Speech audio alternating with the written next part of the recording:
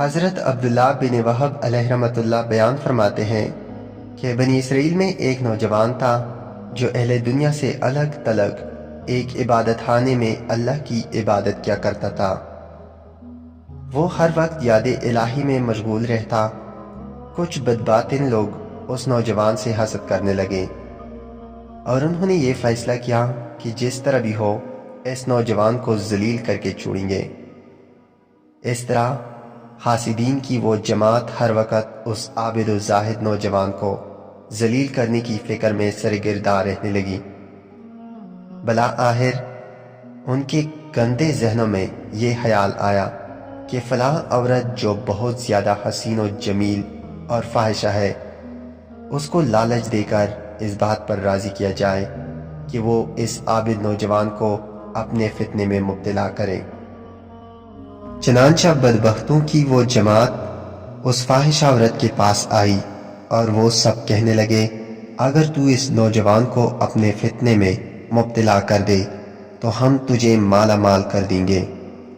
ہمیں امید ہے کہ تو اس سے ذلیل و رسوا کرنے میں کوئی کسر نہیں چھوڑے گی۔ چنانچہ وہ فاحشہ عورت اس فعل مذموم کے لیے تیار ہو گئی اور ایک رات اس نوجوان کے عبادت خانہ کی طرف چلی۔ رات بہت اندھیری تھی، اوپر سے بارش ہو گئی۔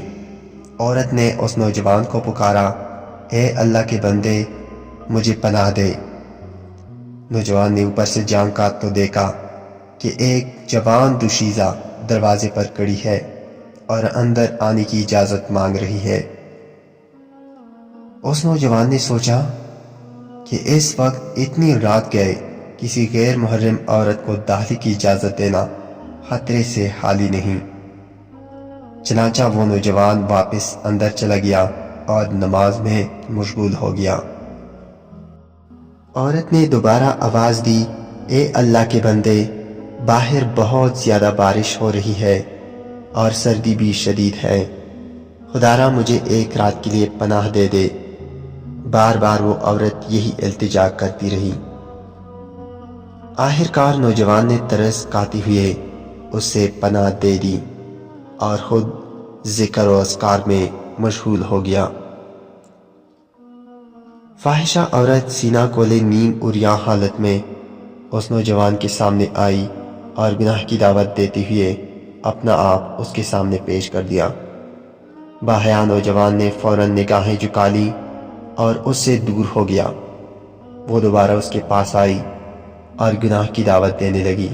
نوجوان نے کہا، اللہ کی قسم، میں ہرگز یہ گناہ نہیں کروں گا جب تک میں آزما نہ لوں کہ اگر میرا نفس گناہ کرے تو کیا وہ اس گناہ کے بدلے جہنم کی آگ برداشت کر لے گا۔ پھر وہ نوجوان جلتے ہوئے چراغ کی طرف بڑھا اور اپنی انگلی اس پر رکھ دی، یہاں تک کہ انگلی جل گئی۔ پھر وہ عبادت میں مشغول ہو گیا۔ فاحشہ عورت نے قریب آ کر پھر اس سے گناہ کی دعوت دی تو نوجوان نے اپنی دوسری انگلی جلا ڈالی۔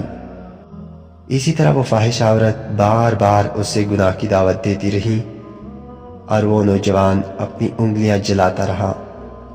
بالآخر اس پاک دامن متقی و پرہیزگار نوجوان نے اپنی ساری انگلیاں جلا ڈالی، لیکن غیر محرم عورت کی طرف نظر اٹھا کر بھی نہ دیکھا اور اپنی عزت کو داؤں پر نہ لگنے دیا۔ جب اس فاحشہ عورت نے یہ صورتحال دیکھی کہ اس نوجوان نے ایک گناہ سے بچنے کے لیے اپنی ساری انگلیاں جلا ڈالی ہیں تو دہشت زدہ ہو کر غش کھا کے گر پڑی اور تڑپ تڑپ کر مر گئی۔